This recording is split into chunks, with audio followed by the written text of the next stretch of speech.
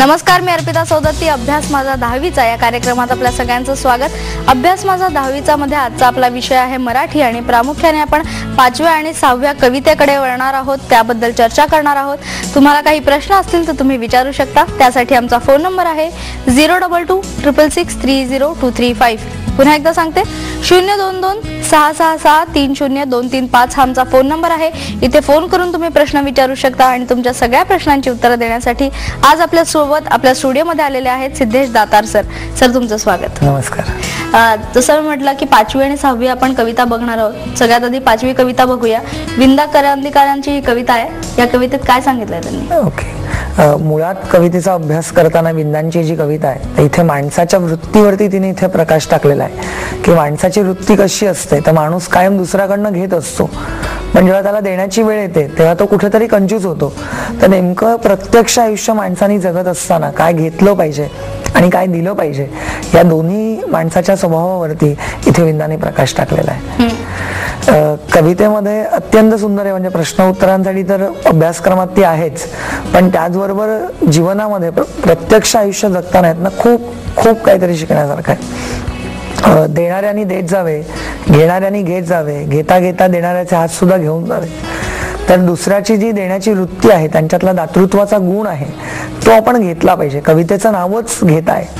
हे जे संविता पुस्तक खाली नाव दिलेलं आहे हे मंगेश पाडगावकरांचं संपादित पुस्तक आहे आणि 1936 ते 1967 या कालखंडातल्या विंदा करंदीकरांच्या सर्व कविता या पुस्तकात एकत्रित केलेल्या आहेत. मृदगंध या पुस्तकामधली ही कविता आहे आणि त्याच्यामधल्या या कवितेमध्ये आता 1936 ते 67 म्हणजे स्वातंत्र्यपूर्व आणि स्वातंत्र्यानंतर अशा दोन्ही आणि कवी मनावरती कुठेतरी आजूबाजूच्या परिस्थितीचा परिणाम झालेला असतो आणि तो परिणाम या कवितेमध्ये असा पाहायला मिळतो.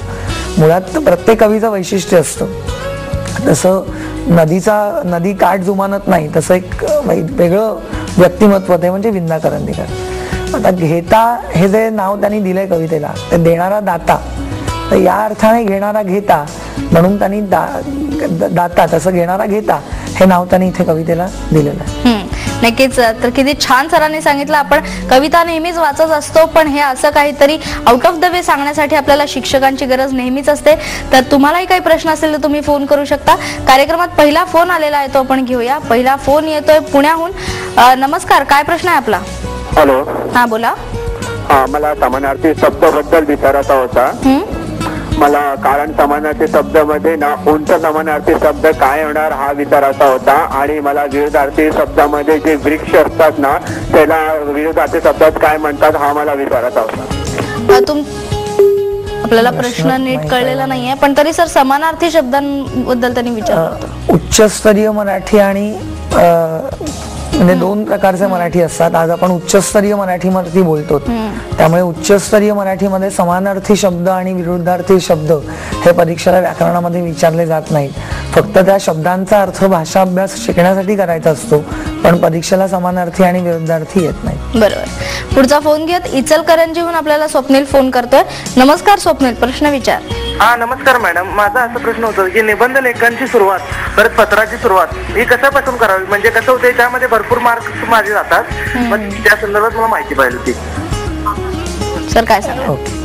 निबंधाची सुरुवात करताना बऱ्याच वेळेला असं मुलांच्या मनात असतं की आपण कवितेच्या ओळीने निबंध लिहिला तर तो निबंधाला जास्त मार्क मिळतात. पण फक्त कवितेच्या ओळीने लिहिण्यापेक्षा त्या निबंधाचा विषय नीट समजून घेतला, कारण जर का आता पावसाळ्यातला पहिला दिवस आणि कवितेची सुरुवात केली की हिरवे हिरवे गार गालीचे, तर मुळातच पहिल्या दिवशी हिरवगार होतच नाही. त्या पावसाला येऊ दे, ते पाणी मुरू दे आणि मग सगळीकडे हिरवगार होऊ दे.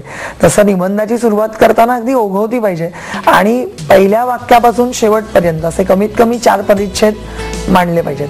पण त्याच्यामध्ये सुद्धा त्या मुलांनी आधी विद्यार्थ्यांनी असं निवडावं की आपल्याला बाबा आत्मवृत्त चांगलं जमतंय का चरित्रात्मक निबंध जमताय आणि मग त्या पद्धतीने ते 4 परिच्छेद कसे करायचे. बऱ्याच वेळेला मी विद्यार्थ्यांना सांगतो की तुम्ही आत्मवृत्ताकडे लक्ष केंद्रित करा आणि ज्याचं आत्मवृत्त लिहायचंय त्याच्या भूमिकेत तुम्ही स्वतः जा आणि त्याच्या भूमिकेत गेलात की तुम्हाला ते आत्मवृत्त म्हणजे पहिल्यापासून शेवटपर्यंत मी बोलतोय म्हणजे ज्याचं आत्मवृत्त लिहायचं ती व्यक्ती बोलते असं होतं.